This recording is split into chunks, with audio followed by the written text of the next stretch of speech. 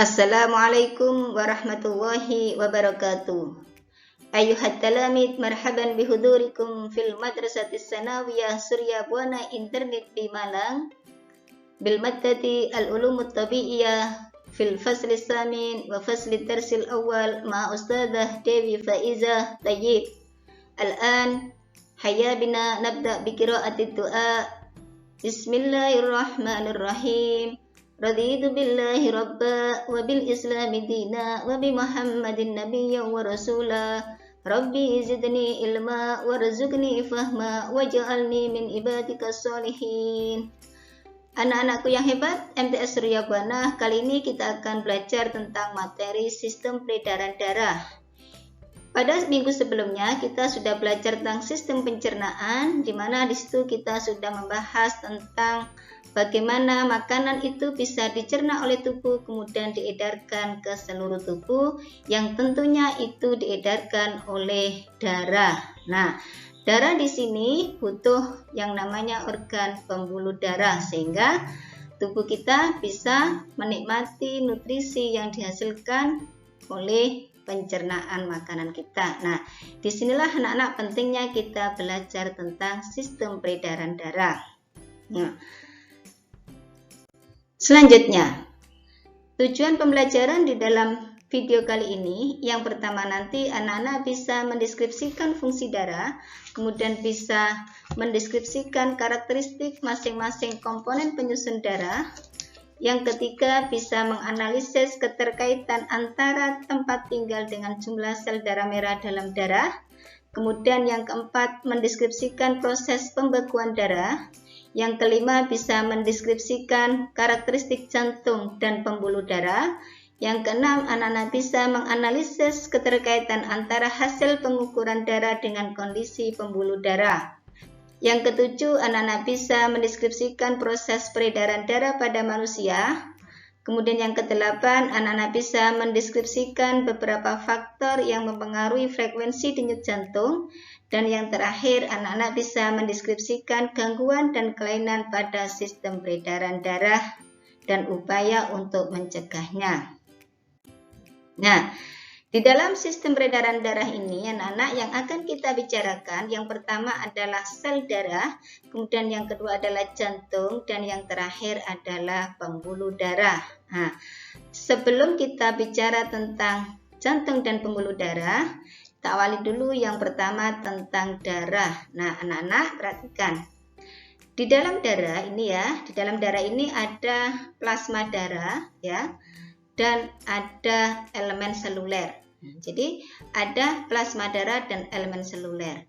Plasma darah itu apa? Plasma darah itu yang menyertai darah sehingga darah itu mudah mengalir ya. Nah, di sini terdiri dari air, kemudian ada garam-garam yang berupa garam kalsium, natrium, kalsium, kemudian kalium tadi, dan magnesium, klorida, kemudian bikarbonat. Kemudian ada yang namanya protein plasma yang terdiri dari albumin, kemudian ada fibrinogen, kemudian imunoglobin ya atau antibodi di sini ya. Nah, masing-masing ini punya fungsi ya. Nah, kalau air fungsinya adalah sebagai pelarut untuk membawa senyawa lain ya. Kemudian garam-garam ini fungsinya adalah untuk keseimbangan osmotik ya. Nah, kemudian mengatur permeabilitas membran. Kemudian protein plasma fungsinya apa? Protein plasma ini adalah fungsinya untuk keseimbangan osmotik, buffer pH, pembekuan darah, sistem pertahanan. Nah, ini anak-anak ya. Kemudian senyawa yang ditransportasikan darah nutrisi ini nanti akan berupa glukosa, asam lemak, vitamin.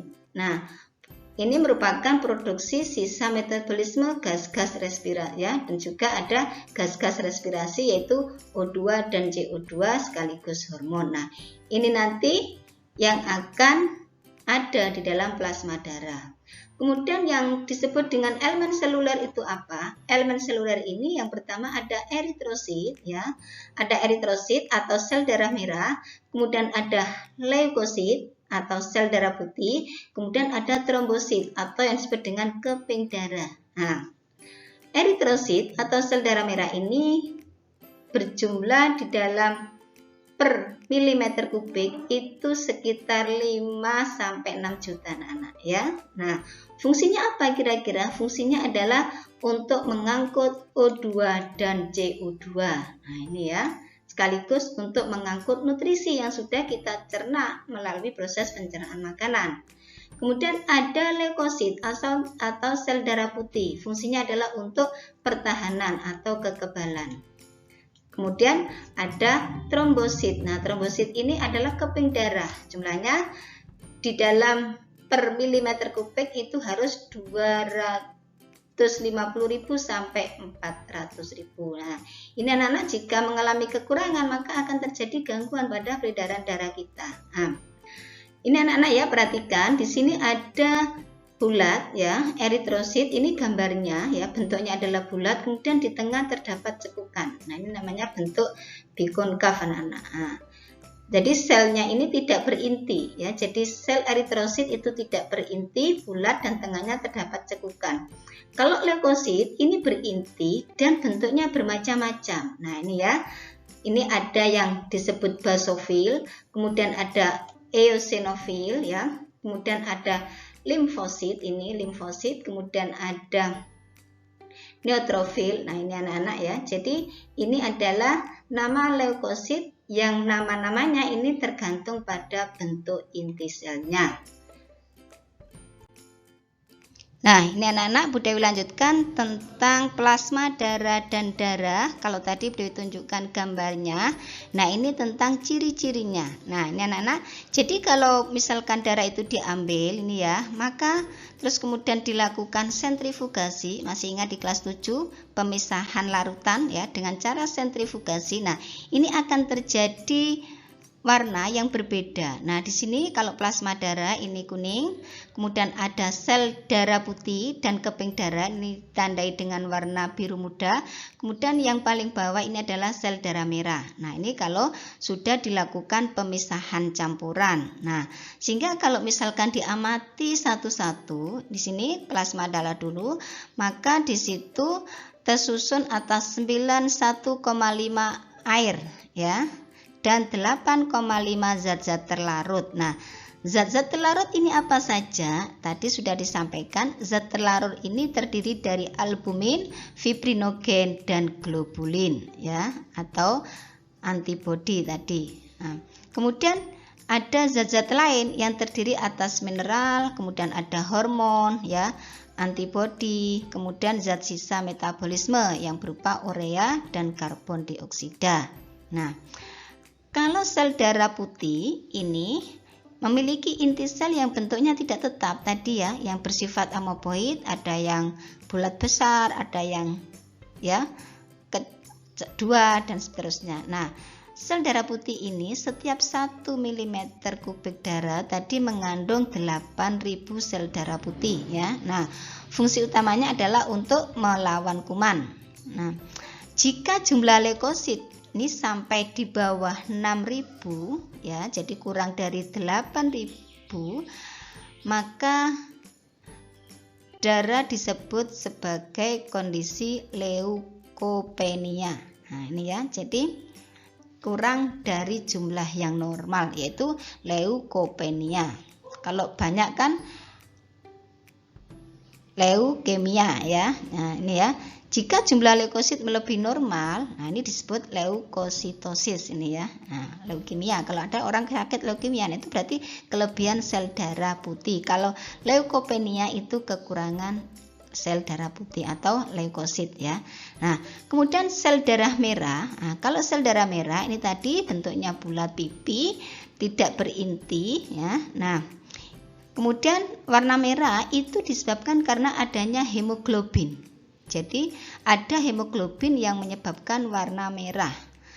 1 mm kubik darah itu terdiri atas 4-5 juta sel darah merah anak-anak. Nah, ini ya, yang memiliki usia 100 sampai 120 hari atau kurang lebih 3 bulan ya, sel darah merah hidup di tubuh kita ini. Nah, hemoglobin yang menjadikan darah itu berwarna merah itu memiliki kemampuan daya ikat yang besar ya terhadap oksigen dan juga terhadap karbon dioksida anak-anak ya. Nah, kalau hemoglobin itu mengikat gas oksigen maka disebut dengan oksihemoglobin. Nah ini ya. Nah reaksinya ini Hb plus O2 sama dengan HbO2. Nah, di buku juga ada, nanti anak-anak bisa membaca langsung bagaimana hemoglobin itu jika mengikat CO2. Selanjutnya, nah ketika terjadi luka misalkan ya pada tubuh kita, bagaimana kok luka itu bisa berhenti? Nah ternyata di dalam darah itu memiliki kemampuan untuk membeku ya anak-anak ya, terjadi peristiwa pembekuan darah. Nah peristiwa pembekuan darah ini dilakukan oleh siapa? Nah ini ya. Nah, di dalam peristiwa pembekuan darah perhatikan, ketika pembuluh darah ini rusak maka yang namanya trombosit itu akan pecah karena gesekan dengan permukaan yang kasar. Nah ini tentu membrannya sangat tipis ya sehingga mudah pecah. Nah ketika sudah pecah maka trombosit ini akan mengeluarkan enzim namanya enzim trombokinase. Nah ini ya akan mengeluarkan enzim yang bernama trombokinase. Nah trombokinase ini nanti akan mempengaruhi yang namanya protrombin menjadi trombin. Nah, protrombin menjadi trombin ini dibantu oleh ion kalsium ya dan vitamin K. Nah, jadi makanya kenapa sih kita perlu sekali kalsium dan vitamin K? Ternyata itu sangat membantu di dalam proses pembekuan darah. Nah, ketika sudah menjadi trombin, maka ini akan mempengaruhi fibrinogen, membentuk fibrin. Nah, fibrin inilah yang merupakan benang-benang yang nanti akan mengikat sel-sel darah. Nah, ini ya, sel-sel darah diikat oleh benang-benang fibrin sehingga darah tidak keluar lagi. Nah, inilah peristiwa pembekuan darah. Nah, ini anak-anak, kalau kita baca ini diagramnya, jadi ada tromboblastin ya, ini membantu protrombin menjadi trombin. Nah, trombin nanti akan membentuk fibrinogen menjadi fibrin. Nah, ini anak-anak ya, tentang peristiwa pembekuan darah yang dilakukan oleh sel darah apa? Namanya sel darah yang bernama trombosit ya, keping darah. Ini ya. Nah, jumlahnya di dalam tubuh 1 per milimeter kubik itu harus 200.000 sampai 500.000. Nah ini anak-anak biasanya ada orang kena demam berdarah, itu yang trombositnya menurun. Jika sampai kurang dari 100 atau ke bawah terus menurun, maka itu mudah sekali terjadi pendarahan anak-anak. Nah, kalau sudah terjadi pendarahan maka yang terjadi apa? Kita akan kehilangan banyak darah. Kalau di luar tubuh tidak apa-apa, tapi kalau pendarahan itu terjadi di dalam tubuh, maka itu yang akan bahaya, yang kita tidak ketahui. Nah, inilah anak-anak pentingnya trombosit di dalam tubuh kita. Selanjutnya tentang golongan darah, anak-anak ya. Jadi, golongan darah yang dikenal selama ini itu ada golongan darah O, kemudian ada golongan darah AB, ada golongan darah B, dan golongan darah A yang biasanya dikenal dengan ABO. Nah, dan juga ada golongan ya sistem darah resus positif dan resus negatif. Nah, biasanya anak-anak kalau orang itu bergolongan darah O juga dilihat sistemnya resus negatif atau resus positif. Nah, pentingnya kita mengetahui golongan darah ini untuk apa kira-kira? Untuk transfusi darah anak-anak. Kenapa? Karena jika sampai kita tidak mengetahui golongan darah, kemudian ada kekurangan darah dan tubuh kita butuh transfusi darah, kalau seandainya darahnya itu golongannya berbeda, maka akan terjadi penggumpalan di dalam darah. Sehingga apa yang terjadi? Darah tidak bisa mengalir. Apa akibatnya?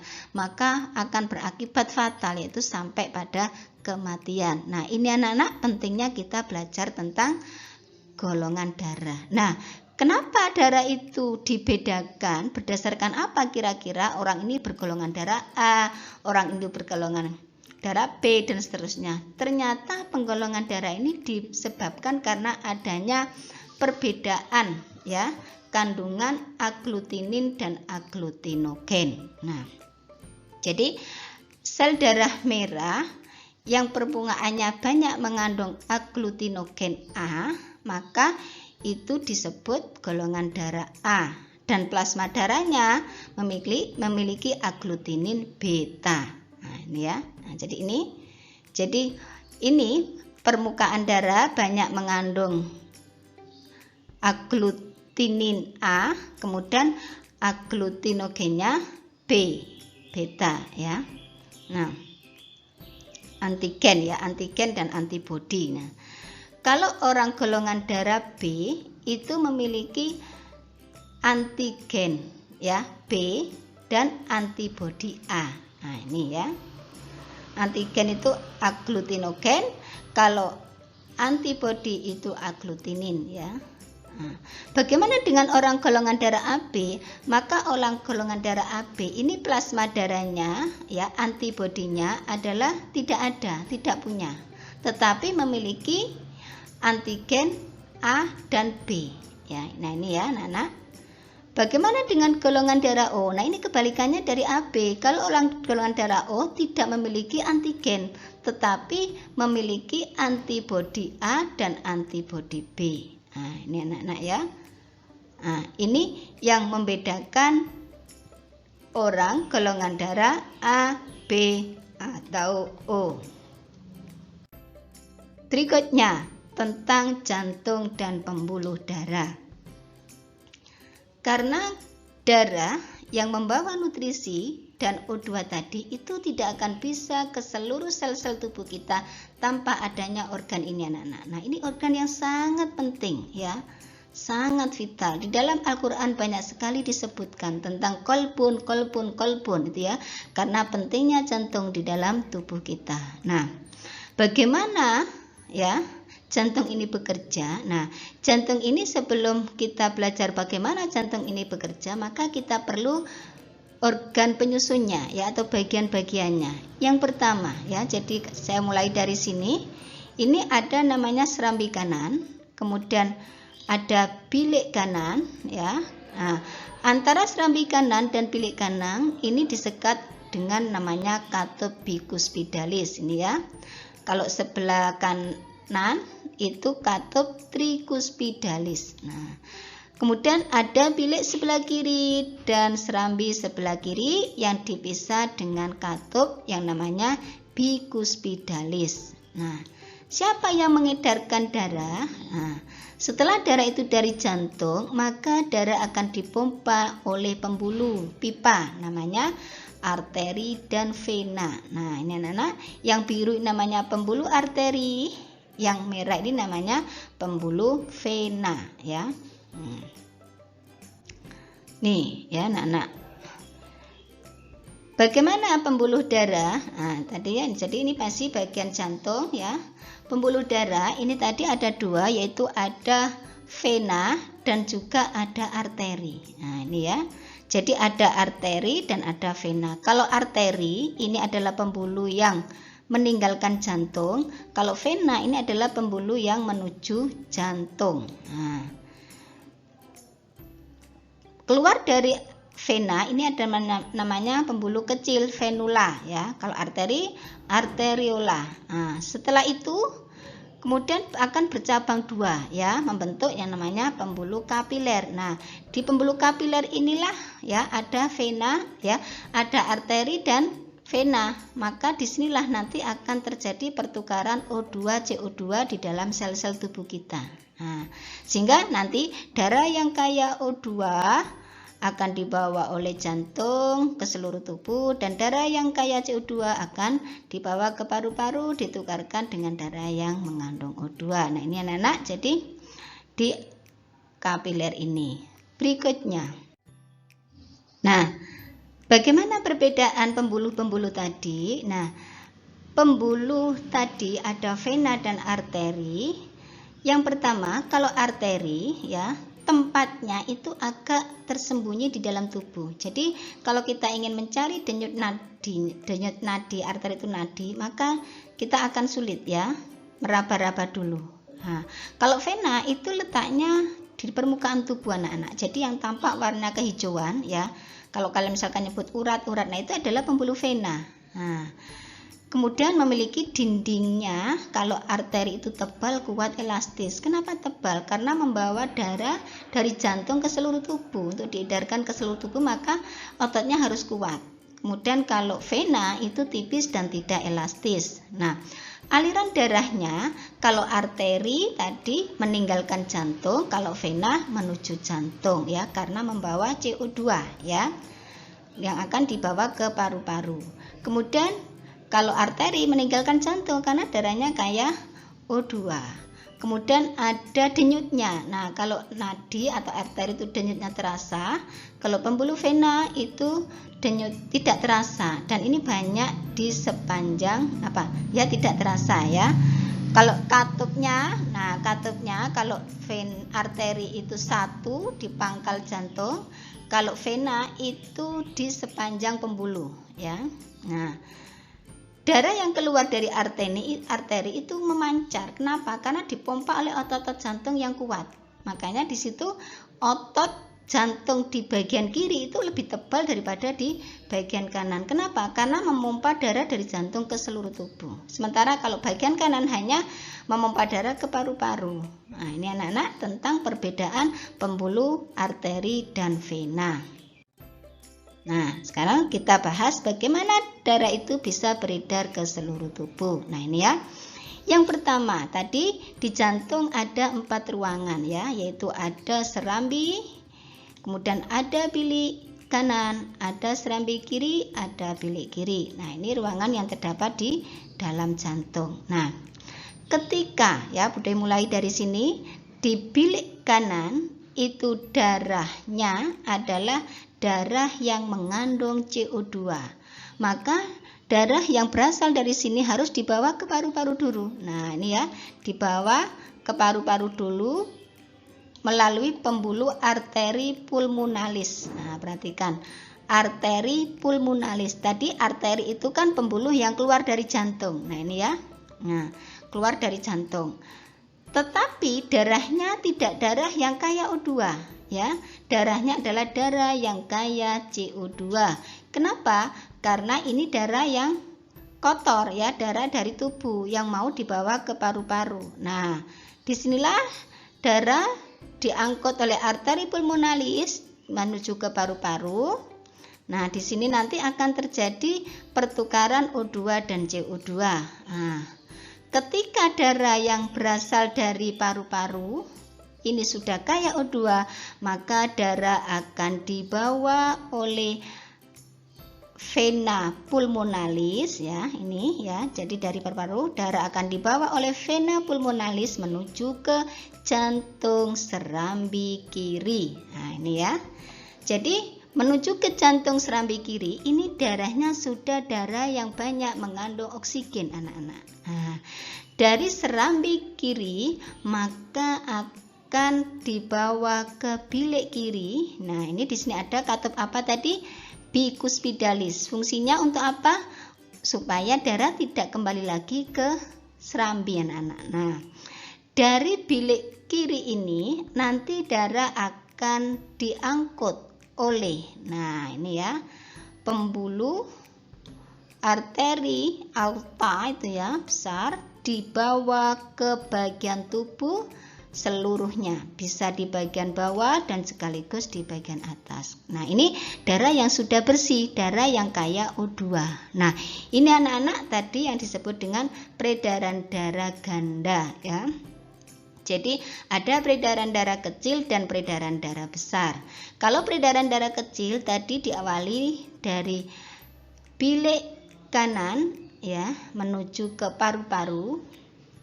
Kemudian dari paru-paru menuju ke serambi kiri, ke bilik kiri, ke seluruh tubuh. Nah, sekarang Bu Dewi lanjutkan dengan frekuensi denyut jantung ya. Kita kan kalau diam terasa ya denyut jantungnya deg deg deg gitu. Nah, ternyata anak-anak denyut jantung itu bisa dipengaruhi oleh banyak hal. Nah, nanti dipraktekkan di rumah setelah pembelajaran ini ya. Jadi ketika kalian tidur siang, berapa kali denyut nadinya itu bisa diraba dengan menghitung denyut nadi setiap detiknya berapa kali gitu ya. Nah, ketika kalian bersih-bersih rumah atau lari-lari, nah itu berapa kali. Nah ini ternyata bisa membedakan denyut jantung kita. Nah, sehingga denyut jantung itu sangat dipengaruhi oleh yang pertama jenis aktivitas ya. Jadi setelah tidur, pada saat tidur, dan setelah olahraga. Nah, kemudian yang kedua bisa dipengaruhi oleh ini anak-anak ya, jenis kelamin laki-laki dan perempuan. Nah ini tentu beda, banyak mana denyut jantungnya laki-laki dan perempuan itu. Kemudian yang berikutnya dipengaruhi oleh suhu tubuh. Jadi pada saat suhu tubuh kita tinggi itu berapa, pada saat rendah itu berapa. Kemudian dipengaruhi oleh usia ya, anak-anak, remaja, dewasa sampai tua. Nah kalau tua biasanya lambat ya, nah, kalau remaja itu kuat sekali. Maka kalau bekerja orang tua sama remaja dewasa itu kan beda ya. Nah kenapa? Karena darah yang mengalir ke seluruh tubuh itu lebih lancar biasanya yang masih usia muda. Nah kalau tua itu denyut jantung yang lambat, sehingga itu yang mempengaruhi kerjanya. Kemudian yang terakhir dipengaruhi oleh jumlah ion-ion. Nah ini ya macamnya banyak. Nah, kenapa? Ini akan mempengaruhi keseimbangan tubuh kita, anak-anak. Nah, inilah yang mempengaruhi frekuensi denyut jantung. Nah, kenapa sih jantung itu disusun atas otot-otot jantung yang berbeda dengan otot rangka? Nah, karena ini anak-anak ya, subhanallah ya, kalau seandainya otot jantung itu tersusun atas otot rangka yang mudah lelah, ya nanti gimana kalau jantung kita istirahat? Nah ternyata sama Allah dilengkapi. Di dalam otot jantung itu ada namanya pacu ya, pacu jantung ya. Ada saraf khusus yang disebut dengan pacu jantung. Sehingga di dalam dunia kedokteran dengan meneliti ya otot-otot yang ada pada jantung yang bernama dengan saraf khusus yang bernama pacu jantung, maka memunculkan alat namanya ya jantung buatan itu ya. Nah itu berdasarkan pada saraf khusus yang ada pada jantung yang itu mengatur irama denyut jantung anak-anak. Subhanallah ya, ini yang menjadikan kenapa jantung kita itu senantiasa bisa berdenyut di setiap saat dan tidak berhenti ya, sejak Allah menciptakan di dalam rahim sampai ajal menjemput. Di dalam rahim jantung sudah berdenyut, karena ketika diperiksa janin ini hidup atau mati itu berdasarkan denyut jantungnya anak-anak. Nah, yang terakhir tentang kelainan pada sistem peredaran darah.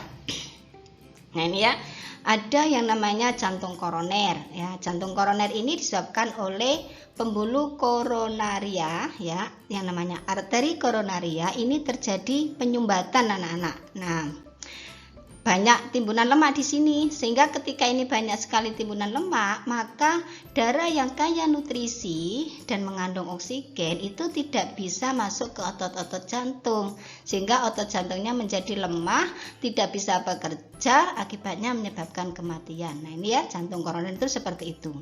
Kemudian ada namanya penyakit stroke. Nah ini ya, stroke. Nah stroke ini biasanya terjadi pada gangguan di saraf otak. Kenapa? Karena ada pembuluh darah yang pecah, sehingga juga bisa mengakibatkan kerja otak ini tidak normal ya. Sel-sel sarafnya juga sekaligus kekurangan nutrisi ya.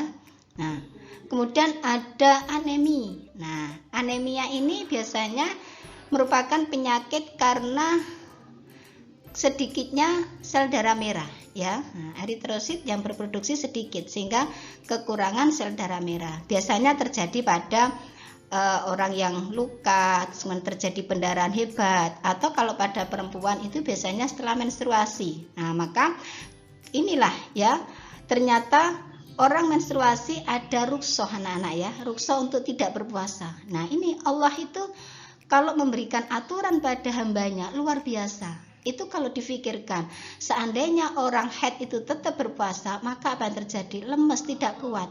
Maka diberi keringanan untuk tidak berpuasa dan diganti dengan hari yang lain pada saat tidak haid. Kenapa? Karena pada saat haid itu tubuh kita buat banyak membutuhkan nutrisi dan juga zat besi lain yang sudah kehilangan melalui sel darah merah. Nah ini anak-anak ya, subhanallah, Allah membuat aturan itu ternyata itu manfaatnya. Ya, jadi kalau haid itu makan aja yang banyak, jangan malah tidak makan, sehingga nanti biar tidak kena yang namanya penyakit anemia. Kemudian ada yang berikutnya varises. Nah, varises ini adalah pembengkakan pada pembuluh vena, anak-anak ya. Jadi pembuluh venanya ini melebar ya. Melebar. Nah, ini ya. Nah, ini varises. Kemudian yang terakhir hipertensi. Hipertensi ini adalah tekanan darah tinggi. Kalau normal itu kan 120/80 ya. Nah, ini anak-anak. Ini tekanan darah tinggi yang biasanya dipengaruhi oleh banyak hal, stres, kemudian makanan ya, merokok ya, pola makan. Nah, biasanya orang yang kegemukan, nah itu bisa menyebabkan penyakit hipertensi. Nah, pada dasarnya anak-anak, kelainan pada sistem peredaran darah ini bisa kita atasi dengan olahraga teratur, pola makan yang tepat, sehingga kita memiliki tubuh yang ideal. Nah, akhirnya kita terhindar dari gangguan sistem peredaran ini. Nah, sebagai penutup ya, disinilah maka pentingnya sekali kita mempelajari sistem peredaran darah, yang mana pada sistem peredaran itu memiliki fungsi yang sangat vital di dalam tubuh kita, yaitu apa? Mengedarkan nutrisi, oksigen, dan CO2 yang itu dibutuhkan oleh sel-sel tubuh kita. Nah, sampai sendiri Allah berfirman di dalam Quran surat Al-Haqqah ya, ayat 45 ya sampai 46, yang artinya pasti kami pegang dia pada tangan kanannya, kemudian kami potong pembuluh jantungnya. Nah, ternyata ayat ini dikisahkan ya. Jadi ketika seandainya Rasulullah itu berbohong kepada Allah, maka Allah akan langsung memegang tangannya dan kemudian akan memotong pembuluh jantungnya. Nah, ini artinya Allah akan menghukum Rasulullah itu sampai mati ya. Nah, memotong pembuluh jantungnya. Nah, ini adalah apa? Jantung itu ya memiliki fungsi yang sangat penting untuk kehidupan kita.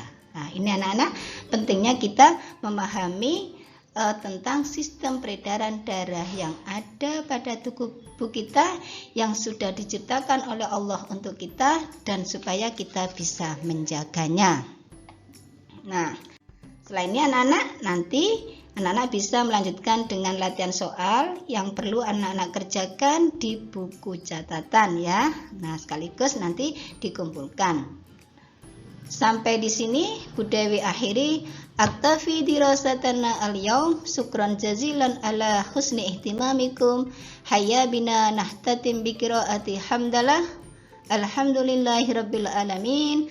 Wa kafaratil majlis. Subhanakallahumma wa bihamdik. Asyhadu an la ilaha illa anta astaghfiruka wa atubu ilaik.